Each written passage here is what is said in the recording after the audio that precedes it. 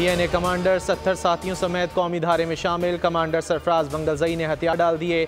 Lieutenant general Sarfaraz Ali शहीद के helicopter पर हमले का एतराफ़। भारत के मुलव्विस होने का इंकशाफ। कहा, भारत से पैसे लेकर अपने लोगों का खून बहाया जा रहा है। मज़मूम मकासद के लिए बलोचों को इस्तेमाल किया जा रहा है। आम बच्चों को वरगला कर हमलों के लिए भेजा जाता है। निगरान वजीर जान अचकजई बोले, पाकिस्तान की तरक्की का रास्ता बलूचिस्तान से जाता है। मक्कार दुश्मन हमारी सरजमीन को जलाना चाहता है।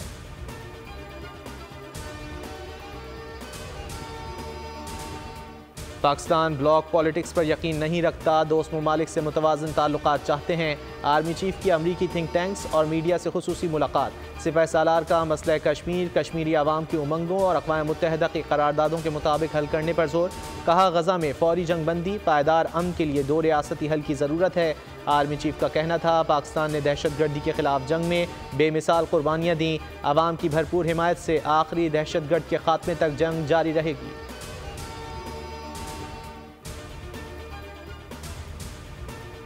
किसी सियासी लीडर को किसी सियासी पार्टी ने जेल में नहीं डाला। निगरान वज़ीर आज़म के तलबा के सख्त सवालात का तहम्मुल से जवाब। अनवारुल हक काकड़ बोले, कानून हाथ में लेने वालों को नताइज का सामना करना पड़ेगा। जमहूरियत और हुकूमत को कारकर्दगी की बुनियाद पर देखना होगा। रियासत के सिविल और सिक्योरिटी से मुतालिक इक़दामात 2 अहम किरदार हैं। मकबूलियत बेहतर डिलीवरी में तब्दील नहीं होती तो तबाहकुन होती है।